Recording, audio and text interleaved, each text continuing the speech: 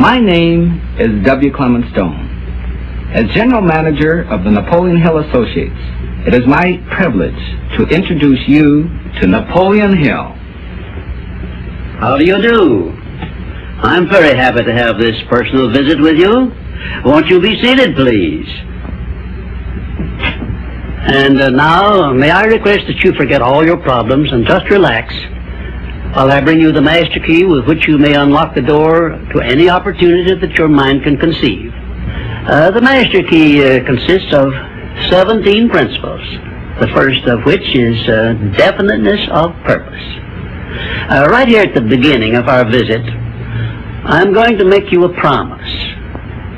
If you will decide definitely what you want most during your entire lifetime and write it down on paper so that I can read it, I will give you the master key with which you may open the door to the attainment of your desires, whatever they may be. The exact moment when I will deliver this master key to you will depend entirely upon when you are ready to receive it. This is the first of 13 messages that I will deliver to you. Now, in each message, I will describe the master key in terms that you will understand, if you are ready to understand. And now I shall give you the first cue as to the nature of the great master key which has been responsible for all the great successes in every calling, in every part of the world. Please listen carefully to what I have to say, because you may discover the secret of the master key in this first visit. You may get your first cue as to the nature of the great master key when I tell you that psychologists have discovered a natural law which is the very foundation of all personal successes. And I can describe it to you in one short sentence so you can understand it. Whatever the mind can conceive and believe, the mind can achieve. Isn't that a profound statement?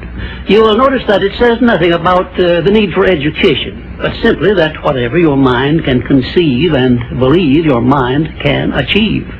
Now, if you want evidence that the mind can achieve whatever the mind can conceive without the benefit of formal education, you only have to remember that Thomas A. Edison conceived the idea of becoming an inventor and lived to become the world's greatest scientist in the field of invention, with only 3 months of common school education. When I first heard Andrew Carnegie describe this natural law, which makes it possible for you and I and everyone else to write his own price tag in life and attain it, I became so enthused over it that I began to search for the power back of it, and my curiosity led me finally to the discovery of the master key, which I shall reveal to you if you are ready to receive it.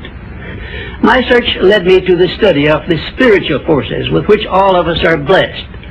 And it was in this field that I came upon a clue which has enabled me to help millions of people to find their earthly destinies.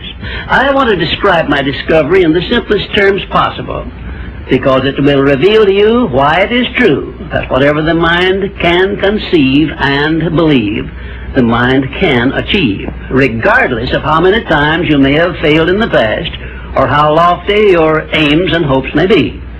I caught my first fleeting glimpse of the profound law which provides the means by which we may choose our own purpose in life and attain it, while I was being coached by Andrew Carnegie during the organization of the Science of Success philosophy. I had just finished telling Mr. Carnegie that I feared he had chosen the wrong person to give the world the first practical philosophy of personal success because of my youth, my lack of education, and my lack of finances. Well, at this point, Mr. Carnegie delivered a lecture that I shall never forget, because it changed my entire life and paved the way for my helping to change the lives of millions of people, some of them not yet born. Let me call your attention to a great power which is under your control, said Mr. Carnegie, a power which is greater than poverty, greater than the lack of education, greater than all of your fears and superstitions combined. It is the power to take possession of your own mind and direct it to whatever ends you may desire. This profound power, Mr. Carnegie continued, is the gift of the Creator, and it must have been considered the greatest of all of his gifts to man, because it is the only thing over which man has the complete and unchallengeable right of control and direction. When you speak of your poverty and lack of education, Mr. Carnegie explained, you are simply directing your mind power to attract these undesirable circumstances, because it is true that whatever your mind feeds upon, your mind attracts to you. Now you see why it is important that you recognize that all success begins with definiteness of purpose, with a clear picture in your mind of precisely what you want from life. Then Mr. Carnegie continued his speech with a description of a great universal truth which made such an impact upon my mind that I began then and there to give myself a new outlook on life, and set up for myself a goal so far above my previous achievements that it shocked my friends and relatives when they heard about it. Everyone, said Mr. Carnegie, comes to the earth plane blessed with the privilege of controlling his mind power and directing it to whatever ends he may choose.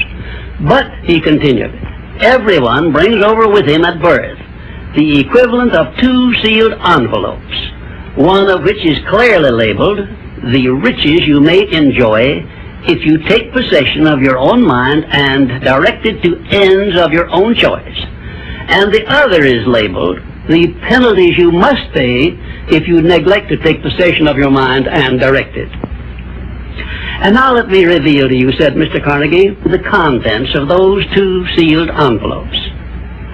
In the one labeled riches is this list of blessings. 1, sound health.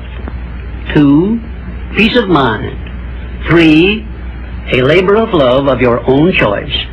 4, freedom from fear and worry. 5, a positive mental attitude. 6, material riches of your own choice and quantity.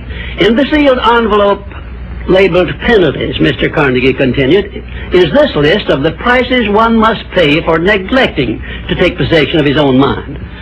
1, ill health. 2, fear and worry. 3, indecision and doubt. 4, frustration and discouragement throughout life. 5, poverty and want. 6, and a whole flock of evils consisting of envy, greed, jealousy, anger, hatred, and superstition. Now, my mission in life is to help you and everyone who needs my help to open up and use the contents of the sealed envelope labeled riches. And the starting point from which you must take off if you wish to write your own ticket from here on out for the remainder of your life, I will describe for you in these simple instructions. 1, procure a neat pocket-sized notebook, or something on the order of this one here, loose leaf affair. And on page 1, write down a clear description of your major desire in life, the one circumstance or position or thing which you will be willing to accept as your idea of success.